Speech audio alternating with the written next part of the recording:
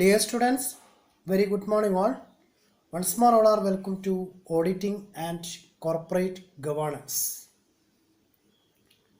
Today we are going to discuss basic principles of auditing or rules of auditing or philosophy of auditing. The basic principles of auditing are the set of rules according to which the books of accounts of a firm should be audited. The set of rules are called basic principles of auditing. Basis of these principles, the whole work of auditing should be done. The basic principles of auditing are also called the rules of auditing or philosophy of auditing. ഒരു കമ്പനിയുടെ books of accounts audit ചെയ്യേണ്ട റൂൾസിനെ ആണ് basic principles of auditing എന്ന് പറയുന്നത്.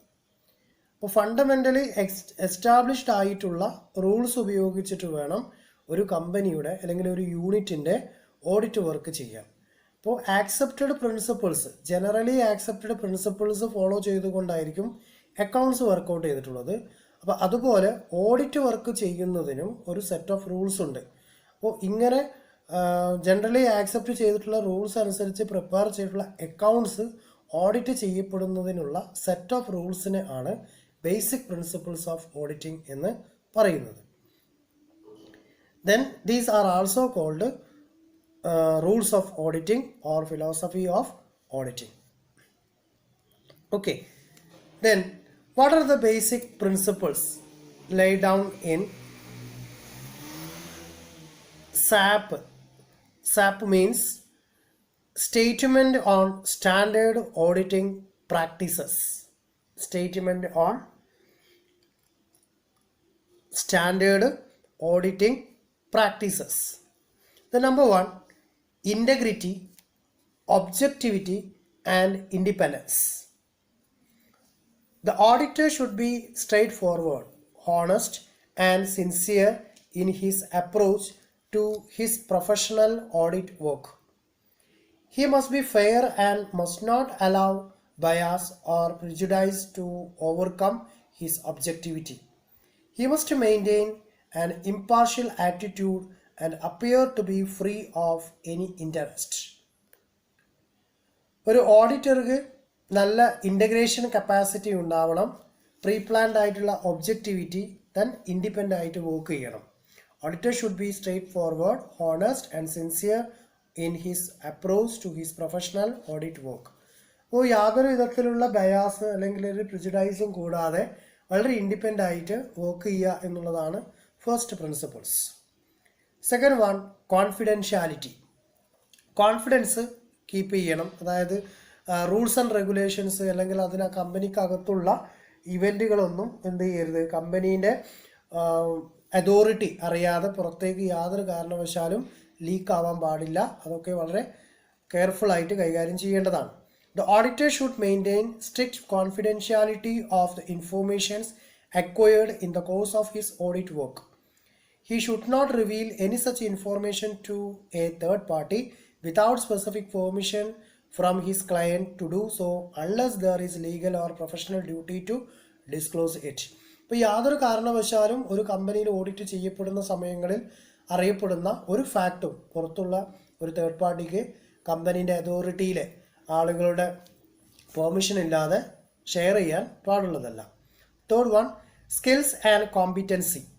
An efficient auditor must possess certain general quality besides statutory qualification so that he can carry out his work efficiently and smoothly. The auditor requires a specialist skill and competency which is acquired through a combination of statutory qualification, general education, training, and experience on auditing. With a due audit care and professional skill, auditor should perform his work and prepare audit report.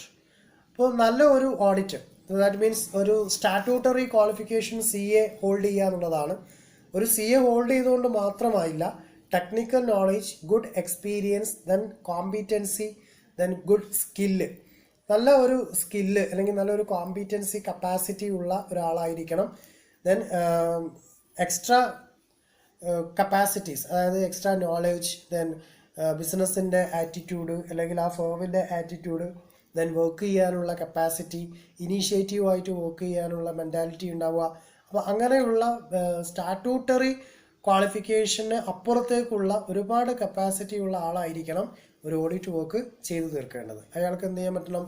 Audit work ചെയ്ത് കഴിഞ്ഞാൽ അതിൻ്റെ report തയ്യാറാക്കാനുള്ള കപ്പാസിറ്റിയും കൂടി ഓഡിറ്റർക്ക് ഉണ്ടായിരിക്കണം. Fourth one, work performed by others. When an auditor delegates work of audit to his junior auditors or experts, he will continue to be responsible for forming and expressing his opinion on the financial information. ഇപ്പോൾ ഒരു ഓഡിറ്റർക്ക്, അതിൻ്റെ main ഓഡിറ്റർക്ക് അവരുടെ junior സ്റ്റാഫിന് അല്ലെങ്കിൽ junior ഓഡിറ്റേഴ്സിന് then എക്സ്പേർട്സിന് ആ duty share ചെയ്ത് കൊടുക്കാവുന്നതാണ്. അതിന് problems ഒന്നും ഉണ്ടാവില്ല. അതായത് പ്ലാനിങ് ഓഫ് ഓഡിറ്റ് വർക്ക് എന്നാണ് അതിന് പറയുക. അപ്പോൾ ഓരോ ഡ്യൂട്ടിയും എത്ര പേര് ഇൻവോൾവ് ആയിക്കൊണ്ട് എത്ര ദിവസത്തിനുള്ളിൽ എത്ര സമയത്തിനുള്ളിലാണ് ചെയ്തു തീർക്കേണ്ടത്, ഓരോരുത്തരുടെയും റെസ്പോൺസിബിലിറ്റിയും ദെൻ അവരുടെ ഡ്യൂട്ടി അല്ലെങ്കിൽ അവരുടെ ലാബിലിറ്റി അല്ലെങ്കിൽ ഏത് ഏരിയയിലാണ് അവർ സ്ട്രെസ് ചെയ്യേണ്ടത് എന്നുള്ള കാര്യങ്ങളൊക്കെ ഡെലിഗേറ്റ് ചെയ്ത് കൊടുക്കാനുള്ള കപ്പാസിറ്റി ഉണ്ടാവണം. Then fifth one, documentation. The auditor should collect and preserve all documents according to the importance or materiality. These documents include detailed document, statement, notes and other valuable information pertaining to accounts which are under audit. ഒരു document collect ചെയ്യുക. അപ്പോൾ memorandum, articles of association, ഏതെങ്കിലും തരത്തിലുള്ള deed create ചെയ്തിട്ടുണ്ടെങ്കിൽ അത്തരത്തിലുള്ള deed, then company അക്കൗണ്ട്സുമായി related ആയിട്ടുള്ള fact, ഏതെങ്കിലും vouchers, then ഏതെങ്കിലും മറ്റേതെങ്കിലും ഡോക്യുമെൻറ്റ്സ്, ഇങ്ങനെ എന്ത് ആവശ്യമുണ്ടെങ്കിലും അതൊക്കെ കളക്ട് ചെയ്യാനും അത് പ്രിസർവ് ചെയ്യാനും അല്ലെങ്കിൽ അത് ഐഡൻറ്റിഫൈ ചെയ്യാനും അത് ചെക്ക് ചെയ്യാനുമുള്ള പവർ ഉണ്ടായിരിക്കും.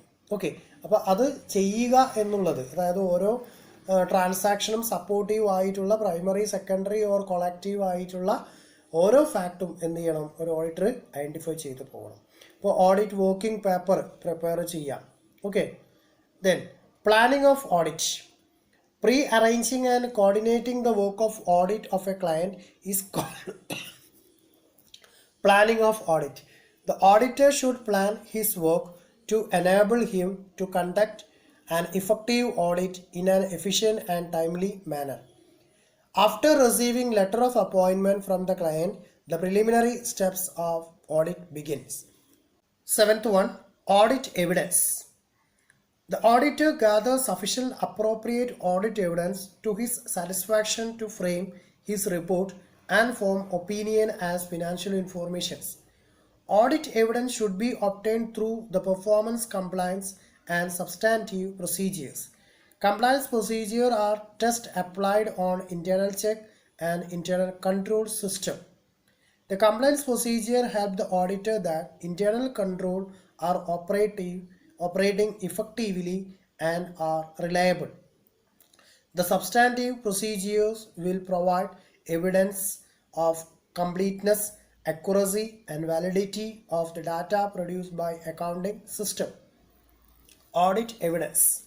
That means നല്ല ഒരു internal check system or internal control system ഒരു ഫോമിനകത്തുണ്ടെങ്കിൽ ഏതൊരു ഓഡിറ്റർക്കും ടെസ്റ്റ് ചെക്കിങ് അപ്ലൈ ചെയ്യാവുന്നതാണ്. അപ്പോൾ അത്തരത്തിലുള്ള ഇൻറ്റേർണൽ കൺട്രോൾ സിസ്റ്റം അല്ലെങ്കിൽ ഒരു ഇൻറ്റേർണൽ ചെക്ക് സിസ്റ്റം ഫോമിനകത്തുണ്ടെങ്കിൽ അതിനെ യൂട്ടിലൈസ് ചെയ്യാവുന്നതാണ്. അപ്പോൾ അത്തരത്തിലുള്ള ഒരു പ്രിൻസിപ്പിൾ അല്ലെങ്കിൽ അത്തരത്തിലുള്ള റൂൾസ് ഓഡിറ്റർ ഇവിടെ എന്ത് ചെയ്യുന്നു? അപ്ലൈ ചെയ്യും. Then accounting system and internal control. It is the responsibility of management to maintain an adequate accounting system suitable to the nature and size of business. The accounting system should be incorporate various internal control measures and internal check. ഒരുപാട് accounting systems follow ചെയ്യുന്നുണ്ട്. അപ്പോൾ അത്തരത്തിലുള്ള ഇപ്പോൾ partnership ഫേമിന് different ആയിരിക്കും, joint stock കമ്പനിക്ക് different ആണ്, multinational കമ്പനിക്ക് different വേസിലാണ്. Then different norms അല്ലെങ്കിൽ ഡിഫറെൻറ്റ് കണ്ടീഷൻസ് എന്ത് ചെയ്യുന്നുണ്ട്? ഓരോ അക്കൗണ്ട്സ് പ്രിപ്പയർ ചെയ്യുന്നിടത്തും ഫോളോ ചെയ്യുന്നുണ്ട്. അത് കമ്പനിയുടെ സൈസ് അല്ലെങ്കിൽ കമ്പനീൻ്റെ കപ്പാസിറ്റി അല്ലെങ്കിൽ നേച്ചർ ഓഫ് വർക്ക് എന്നുള്ളതിനെ ഡിപ്പെൻഡ് ചെയ്തിട്ടായിരിക്കും എന്തുണ്ടാവുക? ഫോം ഓഫ് അക്കൗണ്ട്സ് ഫോളോ ചെയ്യുന്നത്. Okay, the auditor should examine the accounting system employed by the client. He should see that accounting system is adequate and that all accounting informations which are out to be recorded and has in fact been recorded. Ninth one, audit conclusion and reporting. ഇപ്പോൾ audit work complete ചെയ്ത് കഴിഞ്ഞാൽ അതിനൊരു conclude ചെയ്യണം, അതുപോലെ തന്നെ എന്ത് ചെയ്യണം, report submit ചെയ്യണം. Okay, at the end of audit of A firm the auditor should review the audit work. He should express his opinion on the financial information on the basis of review and analysis of evidence, knowledge of business, his skill and experience. അപ്പോൾ ഒരു audit work complete ചെയ്ത് കഴിഞ്ഞാൽ ഒരു ഓഡിറ്റർക്ക് കിട്ടിയിട്ടുള്ള all ഡോക്യുമെൻസിൻ്റെ financial ഇൻഫോർമേഷനെ depend ചെയ്തുകൊണ്ട് അതിനൊരു conclude ചെയ്യുന്നു. ആ കൺക്ലൂഡ് ചെയ്തിട്ട് ഒരു ഓഡിറ്റ് റിപ്പോർട്ട് മാനേജ്മെൻറ്റിന് സബ്മിറ്റ് ചെയ്യണം. ദാറ്റ് മീൻസ് ആരാണോ ഓഡിറ്ററെ അപ്പോയിൻറ്റ് ചെയ്തിട്ടുള്ളത് അവർക്കാണ് എന്ത് ചെയ്യേണ്ടത്, ഓഡിറ്റ് റിപ്പോർട്ട് സബ്മിറ്റ് ചെയ്ത് കൊടുക്കേണ്ടത്. ഓക്കെ, അപ്പോൾ ഇത്രയാണ് മേജർ ആയിട്ടുള്ള ബേസിക് പ്രിൻസിപ്പിൾസ് ഓഫ് ഓഡിറ്റിംഗ് എന്ന് ട്രീറ്റ് ചെയ്തു പോകുന്നത്, അഥവാ rules of auditing or philosophy of